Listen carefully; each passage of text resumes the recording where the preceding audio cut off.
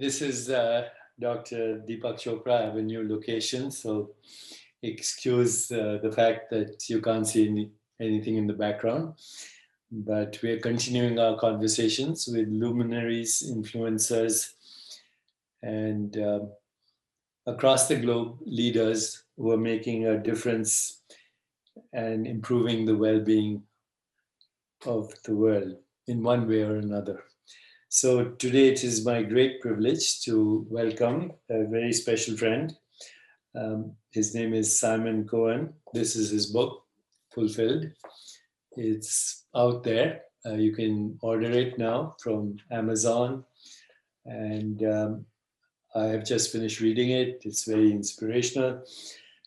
The author is Simon Cohen, and the book is called The Secrets of an Entrepreneur Who, in Search of Success, Found Happiness.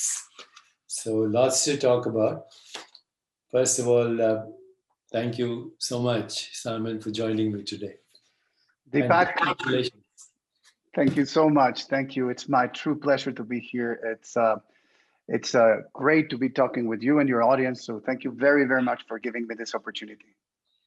So Simon, indirectly, directly, but over the course of the next few months, this conversation will reach about 15 million people. And some of them actually know me, a lot of them know me, but some don't. And I'm sure a lot of them don't know you. So before we get into the book, let us tell our audience a little bit about your life, where you grew up, where you went to school, how many brothers and sisters you have, your parents, your family. Sure. Thank you. First, I was born in Mexico City 46 years ago in the middle of a, let's say, middle-class family. I was the second one born in that family, my oldest brother, Jose. And then it came my third brother, Daniel, 8 years after. So my father and my mother were hardworking people. They were just completely devoted to work. But in 1980, Deepak, my father had his first economical crisis. So he decided to move to Monterrey. And we were going to Monterrey at the north part of Mexico with literally nothing. So we arrived there to live in my uncle's house. My dad started working with him. And we had nothing, like literally economically nothing. But we had something very important. We had each other, and we were very close to each other. We were very, very close. And we were a family with all these values. And when we arrived there, I asked my dad, Dad, why are we moving to Monterrey? And he said, because we will have a better life. Are we going to have a bigger house with swimming pool? And he said, no. Are we going to go to a different school with more kids? And he said, no, actually, the school is quite small. So what do you mean when you tell me that we're going to have a better life? He said, because here you will be able to achieve your dreams. So that phrase is still there in my mind. Going forward, I was a very sick kid. I had asthma, I had a lot of allergies. It was very complicated first years of my life. And one day, Deepak, one doctor told my mom that if I wanted to get rid of asthma, I had to become a swimmer. So my mom is super passionate. She started putting me into swimming classes, and I became a professional swimmer. So I became a national champion in Mexico, then Central American champion, and I was very close to go to the Olympics in 1996. That created a big frustration for me, Deepak, in my life, because I thought it was the end of my professional life. I was only 21. Years old, and I thought that everything was just lost, that my entire youth was just put it into the trash can. But that was the best lesson I've learned in my life, the very best. Failure is success with time. You understand everything, you can connect the dots only when you move forward and you see to the back, right? So that's me. I started my own company when I was 22. I graduated from Tec de Monterrey International Commerce. My parents were just incredible human beings. My dad just passed away 5 months ago. I miss him deeply. I will tell you the story later about him. And my mom is incredible. She's just amazing. We're a very close family. I'm married with 3 daughters. My better half is Tammy, a Colombian girl that I met in a bus in Israel. That story is in the book. So it's just like very random. And I have three beautiful, beautiful daughters. Joanna, who is 20, Yael, she's 18, and Michelle, she's 16. So that's, in a minute, that's me. I'm the founder of Henco Global, a global logistics company. And I consider myself one of the happiest persons in the world. And what happened with your father? How did he pass away? So it's a very sad story because he was completely healthy, and they diagnosed him with brain cancer with a glioblastoma stage 4 back on October 8th, 2019. And we immediately moved to Jacksonville to make a brain surgery right there. The surgery was very successful, but the brain tumors are just are super tough. So it was a very difficult year. And October 7th, exactly 264 days after he was diagnosed, he transcended. So he's not here with us anymore. I'm super sentimental with that topic still, because he was my best friend. He was my mentor. He was my advisor. He was, I don't know, the biggest and the closest person that I've had in my life. So that book is totally dedicated to my dad. Actually, in the foreword, I wrote him a letter, and the editors, they were encouraging me to put that letter right there in the book, and it is there. It's called "I Want to Be Like You." So that's all I can say to Your him. three daughters, how old are they? Say that again. Your three girls, how old are they, the kids? Yeah, my daughters, Joanna is 20, Yael is 18, and Michelle 16. Okay, so I've read the book, I went through it, and I will read it again. Tell our audience why you wrote this book, number one. Why, Deepak? Is life takes you to places that you don't know why, but suddenly you find yourself there. So I started giving speeches and conferences in front of big audiences back in 2010, when London Business School wrote a case study about us and about our success and the culture of the company, right? So it's a culture of mutual trust and respect. It's a culture that it's called high performance, happy people. So really what happened to me in my health situation back in 2006 brought me to become the happiest person on earth. That's my goal in life, to be completely fulfilled. So I started giving speeches, and after each speech, people came to me and asked me, "Hey, Simon, where's your book? The speech was amazing. This conference was outstanding. There's a lot of knowledge in your words." And I'm like, "I don't have a book." So I promised my dad when he got sick that I was going to write a book dedicated to him. And it was a very complicated year because, again, 2019, October 8th, my dad got sick.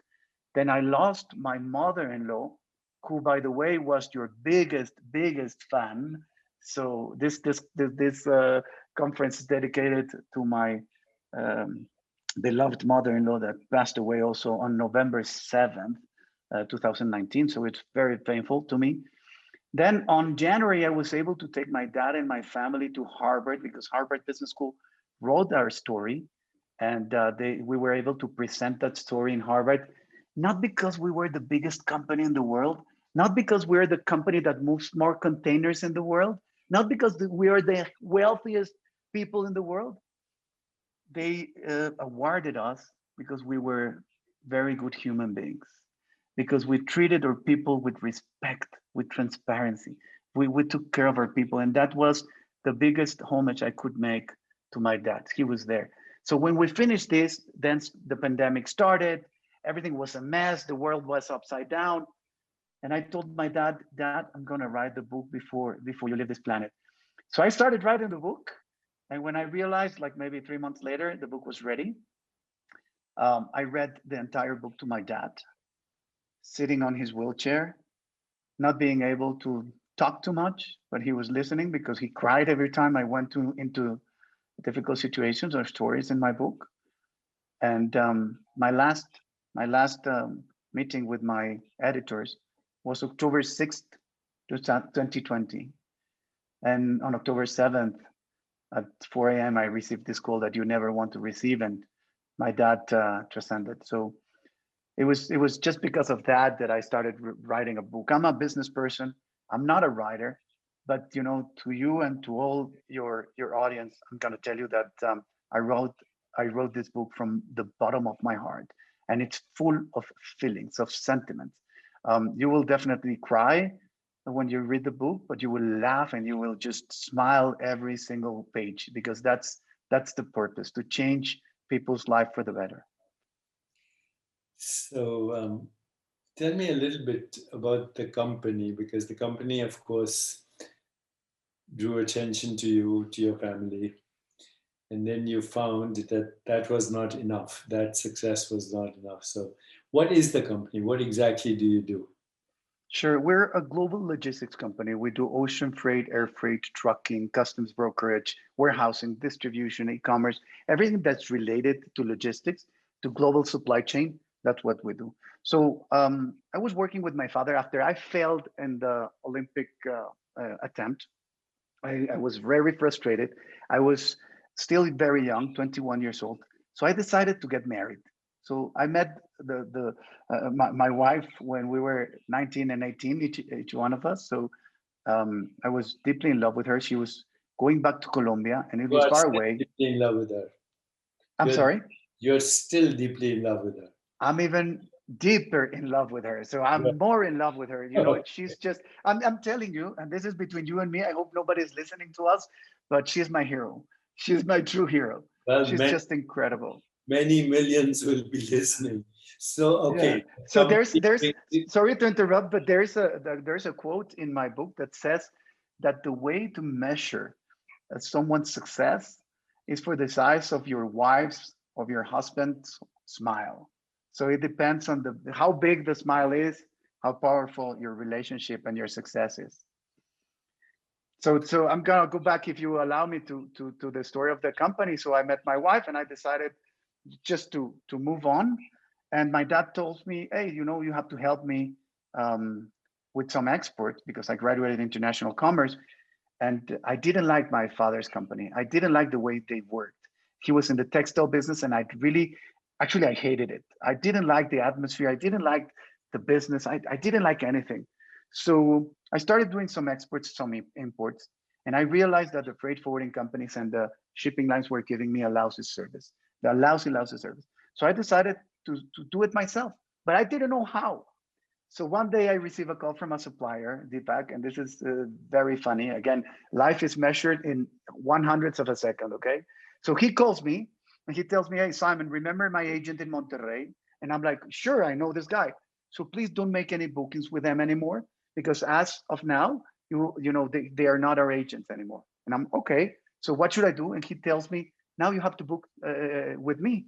And I'm like, oh my God, the owner of this German company is calling a 22-year-old guy. So I got really excited. I was, super emotional.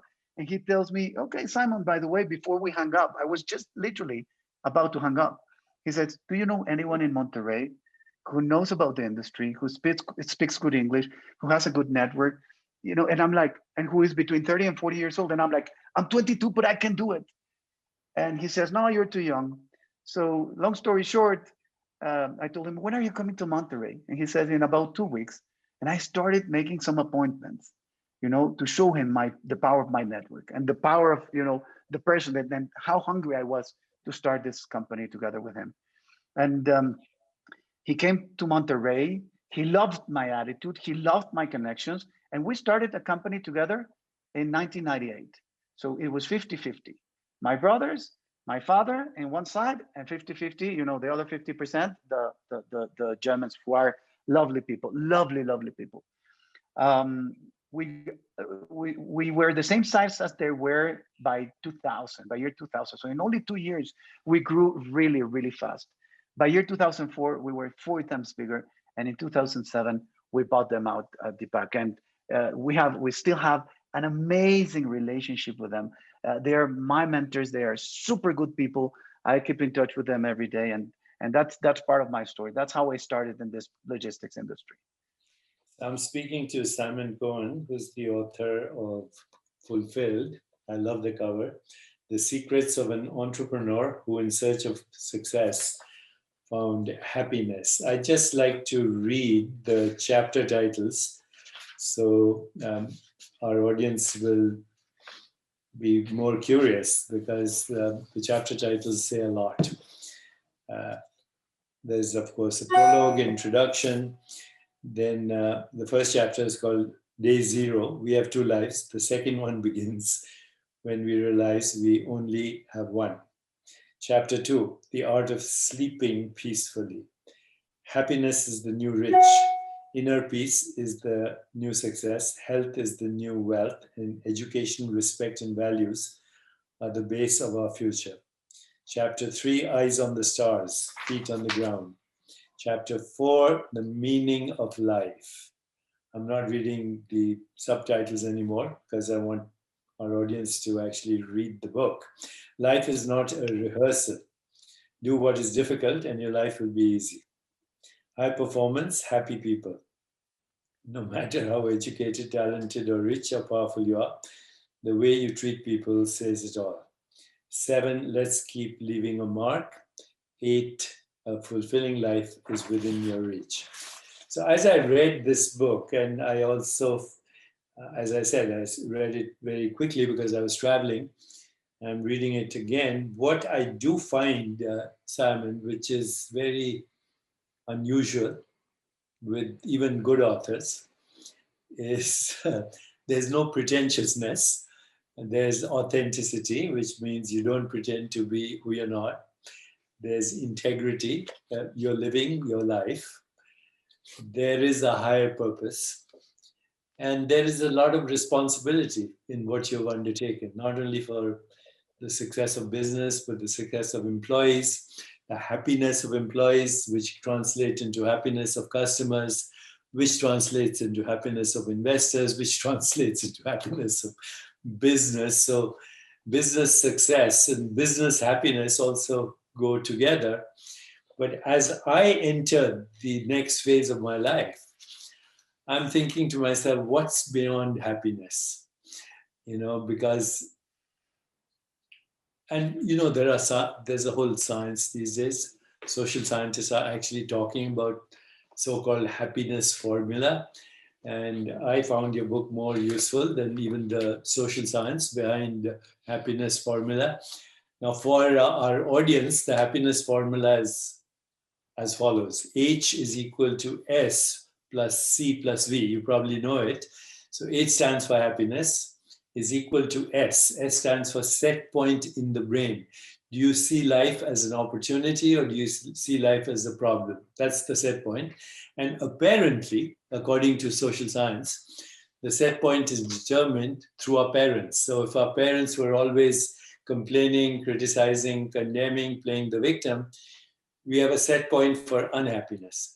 If our parents were paying attention, listening, showing their affection, telling you, I love you, I care about you, showing their appreciation, noticing your unique gifts, and not trying to change you, accepting you as you are. I call these the 4 A's: acceptance, appreciation, attention, and affection.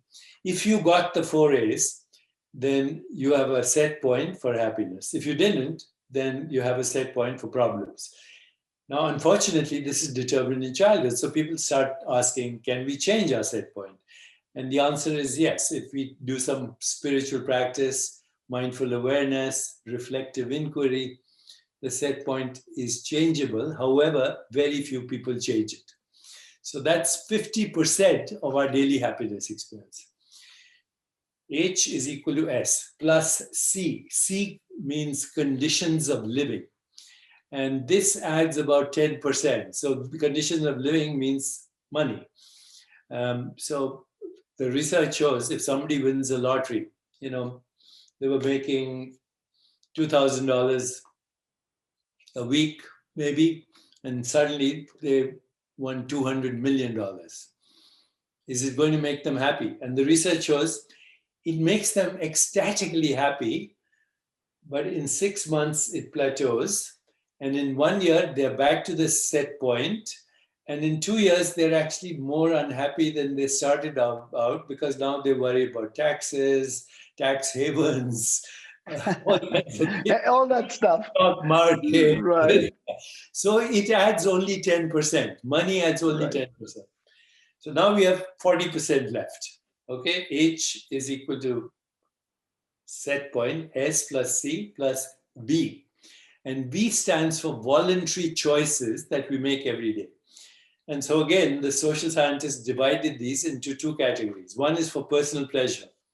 So the number one choice for personal pleasure in the world is shopping.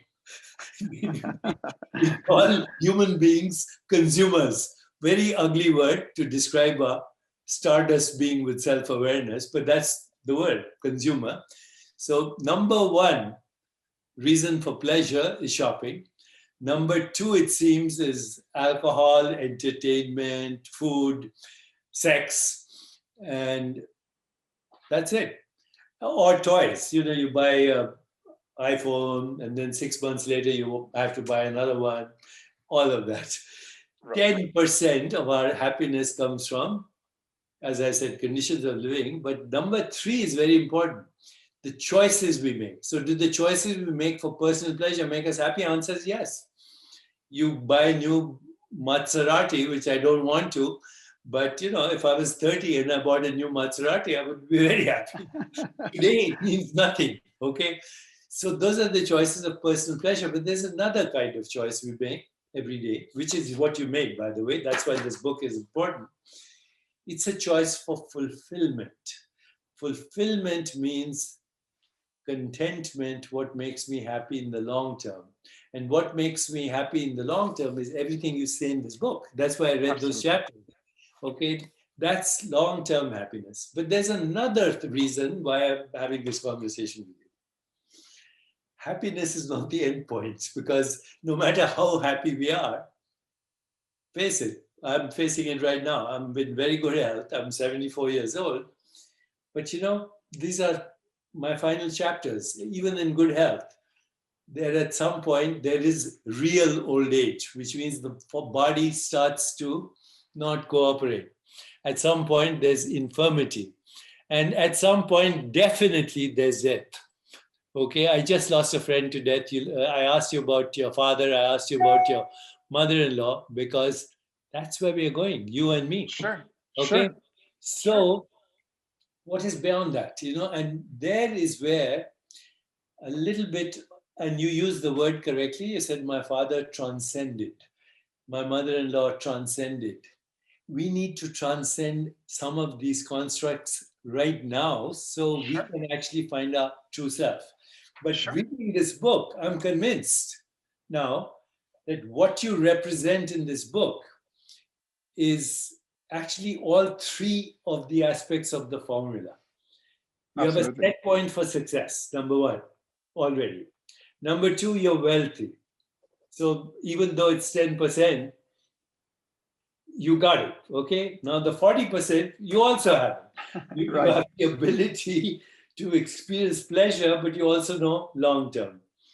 So all I want to say is thank you. Congratulations. This is No, thank you. unbelievable. And what I'd like to ask you now that you have this under your belt, what's next for you? So first of all, I totally agree with what you just said. You know, in regards of that, we're coming here to this life to die. So the day we are born, we start dying, right? And we don't put that in our conscious because we believe that we're eternal. So the day we understand that we're vulnerable and that one day we will not be here, you will stop fighting for stupid things.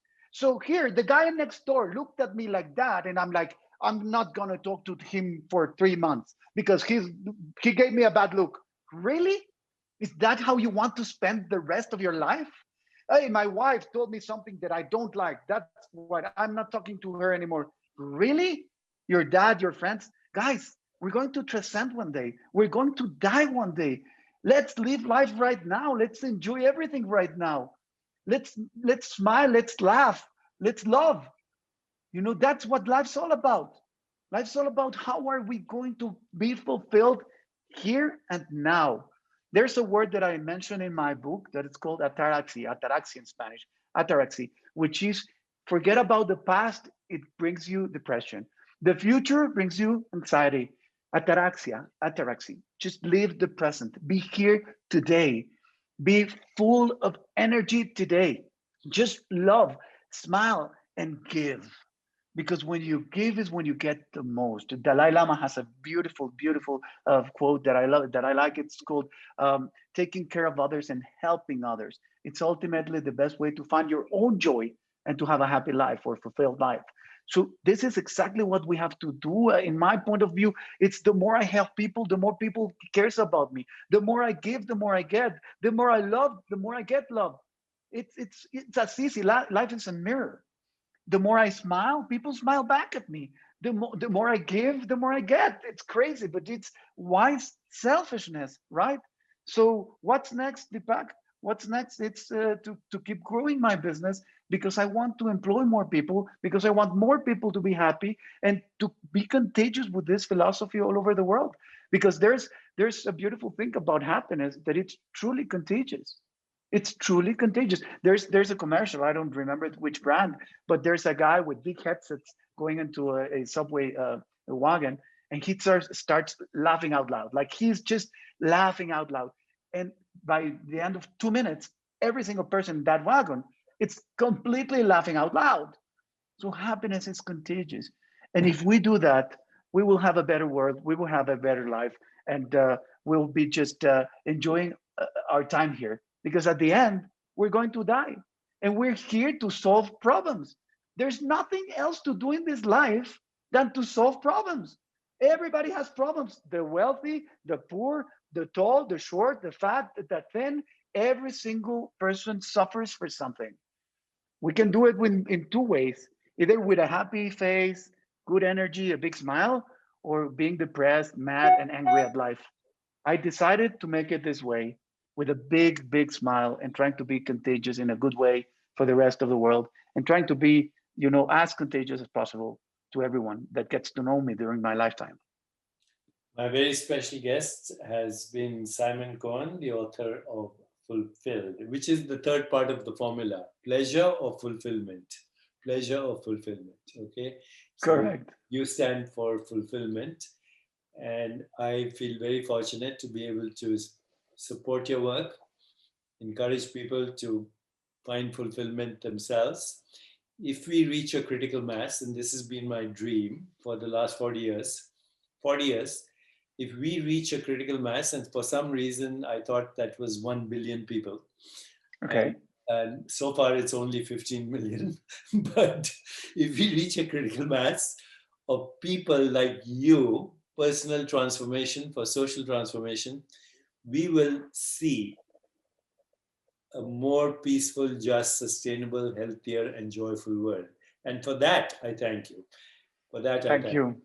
The No, book, I believe in that very much, that you are hungry, but you're humble. And that's very difficult, like being fat and thin at the same time, right? But we have to have big goals. These big hacks, right? Big, hairy, audacious goals. We need to dream big. We need to transcend. We need to just go like there to the magic places, but we need to maintain our feet on the ground. And that's basically what I've learned from people like you, Master, like to be humble and to be grateful. And that's something I appreciate from you, and from your theory, your concepts. They're just incredible, and I thank you for that, because you're inspiring not only a billion people, you're inspiring much more than that, and you will be there forever. It's yes, that's a legacy. I mean, I have only one mantra these days, and it's love in action. So, love without action is irrelevant, and action without love is meaningless. Love with Absolutely. action, you can you have the whole world helping you. That's it. The Absolutely. whole world Absolutely. love in action. So Sure. once again, thank you.